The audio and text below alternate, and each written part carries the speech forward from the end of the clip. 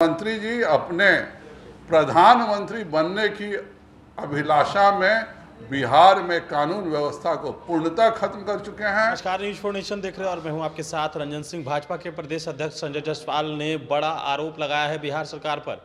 नीतीश कुमार के बारे में संजय जायसवाल ने कहा है कि वो दिल्ली के लिए सपने में इतने मग्न हैं कि बिहार की व्यवस्था पर कोई ध्यान नहीं दे रहा। राजधानी पटना क्राइम करने के लिए एक बड़ा अड्डा बन गया है। एक तरह की बात करें, जहां पूर्व मुखिया को गोली मारने के लिए जो जगह चुना जाता है वो पटना को चुना जाता है। दूसरी जो वारदात हुई दुरंतो एक्सप्रेस में, उसको लेकर भी संजय जायसवाल ने बड़ा हमला किया है नीतीश कुमार के ऊपर। इतना ही नहीं, उन्होंने कहा है कि जिस तरीके से बिहार की में बात करें तो वहां पर जो घटनाएं घट रही है तो लोग अब गांव को छोड़कर अब सीधे जो है वो राजधानी पटना को चुन रहे हैं। बात करें हम जो जिस तरीके से कहा जाए कि दुरंतो एक्सप्रेस में चोरी हुई, डकैती हुई, उसको लेकर संजय जायसवाल ने इस बात को कहा कि अगर राजधानी पटना में अगर ट्रेन को लूटा गया तो ट्रेन लूटने के लिए कोई सीमांचल का इलाका नहीं जो है, कई जगहों का नाम लेते हुए उन्होंने कहा कि राजधानी पटना को ही चुना गया। लगातार जो है बिहार में क्राइम रेट बढ़ता जा रहा है। इस तरह की बातें संजय जायसवाल कह रहे हैं। साथ ही साथ बिहार में शराबबंदी को लेकर भी संजय जायसवाल ने जमकर निशाना साधा है और आरजेडी के नेताओं को लेकर उन्होंने कड़ी टिप्पणी की है। उन्होंने कहा है कि जिस तरीके से आरजेडी के जो नेता हैं वो सभी शराब माफिया हैं, जो पहले अपहरण और लूट का धंधा करते थे वो अब सभी शराब का धंधा कर रहे हैं। नीतीश कुमार से एक साल पहले भी हमने इस बात को कहा था। पूरा बयान सुनवाते हैं संजय जायसवाल। मंत्री जी अपने प्रधानमंत्री बनने की अभिलाषा में बिहार में कानून व्यवस्था को पूर्णतः खत्म कर चुके हैं। बिहार के अफसरों की जो स्थिति है कि कोई साधारण आदमी फोन कर दे किसी का नाम लेकर के, तो अगर डीजीपी, और जाहिर बात है जब डीजीपी को फोन किया होगा वह व्यक्ति तो प्रधान सचिव को भी किया होगा, चीफ सेक्रेटरी को भी किया होगा। इसकी एक कोर्ट के द्वारा एक अभी प्रेजेंट हाई कोर्ट के जज से एक भाजपा मांग करती है कि उसकी कमेटी बने और इस तरह के कितने फोन आए हैं और कितने सरकारी अफसर घोटालेबाजों को बचाया गया है, इस पर भी एक श्वेत पत्र सरकार को जारी करना चाहिए। और चौथा जो है, बिहार शिक्षा परियोजना परिषद पटना में बैठ के प्रश्न पत्र अपने प्रश्न तय करती है। यह एक जो कहा जा रहा है कि किशनगंज में किसी ने टाइपिंग मिस्टेक किया गया होगा, यह चौथा बड़ा बिहार का शिक्षा घोटाला है। यह जितने भी प्रश्न 7वां क्लास 6ठा क्लास के तय होते हैं, बिहार शिक्षा परियोजना परिषद ने शिक्षकों को पटना बुलाया था, पूरा बैंक बनाया था। और मेरा माननीय प्रधान सचिव से, क्योंकि मुख्यमंत्री जी तो रबर स्टैंप है, उनसे तो कोई बात ही करना बेकार है, आप पूरे बिहार शिक्षा परियोजना परिषद के सभी प्रश्न पत्रों को सार्वजनिक करें। यह 6ठा 7वां का प्रश्न है, इसमें कोई बुराई नहीं है। इसमें इस तरह के और देश विरोधी कितने प्रश्न हैं, इस तरह के आम जनता के विरोधी कितने प्रश्न हैं, यह साफ होना चाहिए। यह इस तरह का प्रश्न पूछना इस देश के रहने वाले देशवासी को क्या कहते हैं। प्रश्न यह था कि इस देश के रहने वाले, और उसमें 4 देशों के साथ कश्मीर रखना, तो बिहार में माननीय मुख्यमंत्री पूर्णतः दिल्ली के स्वप्न में बिहार को छोड़ चुके हैं। बिहार का एडवोकेट जनरल बिहार बहस नहीं करता है, उसको दिल्ली से आदमी लाना पड़ता है विड्रॉ करने के लिए।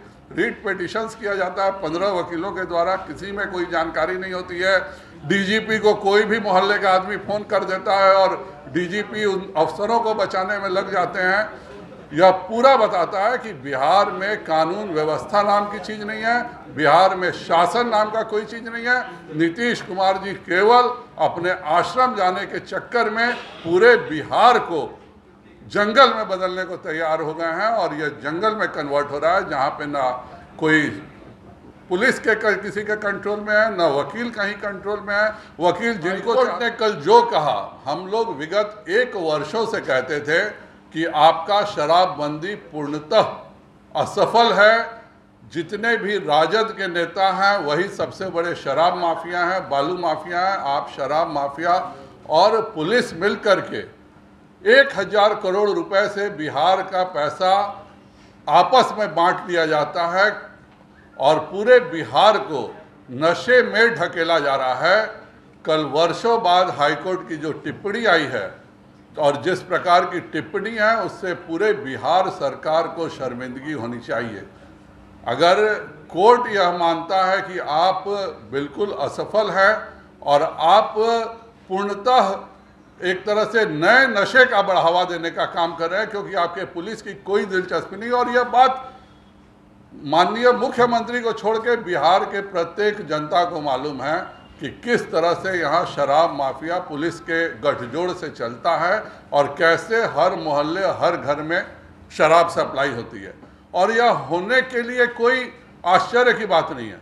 इसलिए आश्चर्य की बात नहीं है कि जिस प्रदेश का डीजीपी को कोई एक साधारण आदमी फोन करके कहता है कि मैं चीफ जस्टिस बोल रहा हूं और डीजीपी साहब यस सर नो सर करते हुए सभी आदेशों का पालन कर देते हैं, तो वैसे डीजीपी और वैसे पुलिस की तो अक्षमता सभी जग जाहिर है।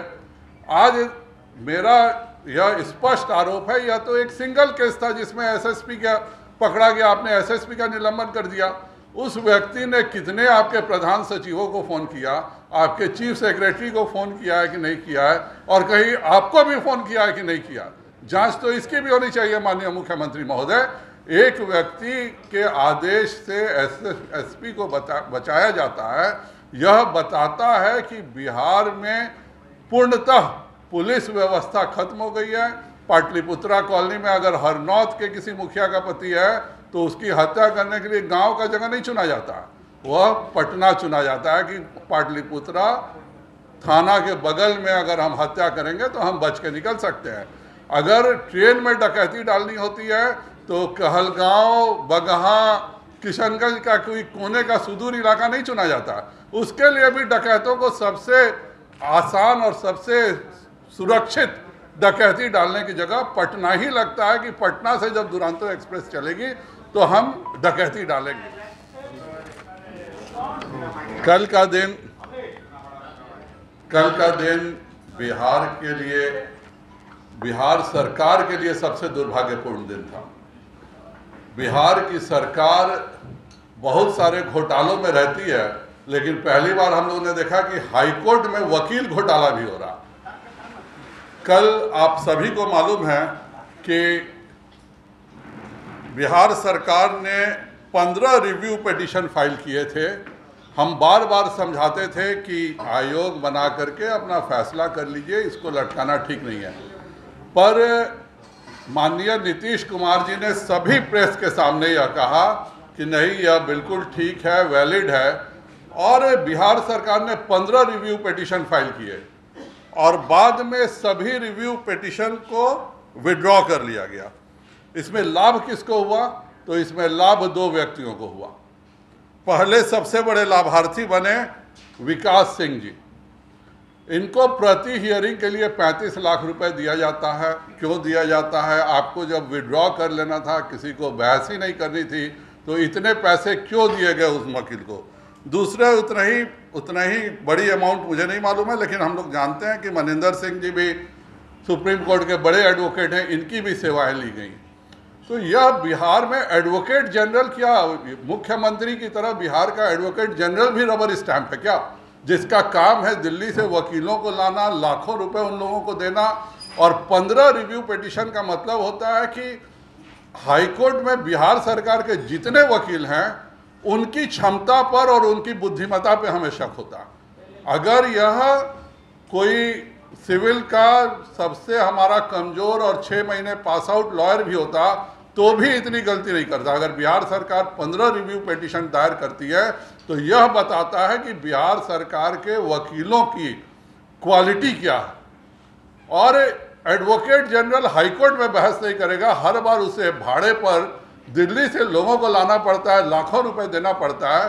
तो कहीं इसमें भी कुछ ना कुछ लेन देन का तो चक्कर नहीं है। क्यों एडवोकेट जनरल हाईकोर्ट में बहस नहीं करेगा? हर बार उसको क्यों और विड्रॉ करने के लिए क्यों दिल्ली से वकीलों को लाने की जरूरत पड़ती है। यह अपने आप में बहुत बड़ा पहला घोटाला है। जो केंद्र के अंदर आता है उसमें भी आपने नीतीश कुमार को कटघरे में शामिल किया है, तो क्या वो तो जिम्मेवारी बीजेपी क्या ये जो जितने डकैत थे ये रेलवे में जन्म लिए थे, रेलवे में चढ़े थे, रेलवे में बैठे हैं, रेलवे में लूट रहे हैं। यह पूरी की पूरी एक बिहार में पटना सबसे सेफ जगह हो चुका है। किसी को भी आपराधिक घटना करनी होती है, हरनौत का अगर मुखिया भी है का पति है तो उसकी हत्या करने के लिए पटना ही उचित जगह बताया जाता है। जहां का डीजीपी एक किसी भी सड़क चलते आदमी के फोन से हिल जाए और एसपी को बचाने का काम करे, वहां पे प्रशासन की उम्मीद ही बेकार है।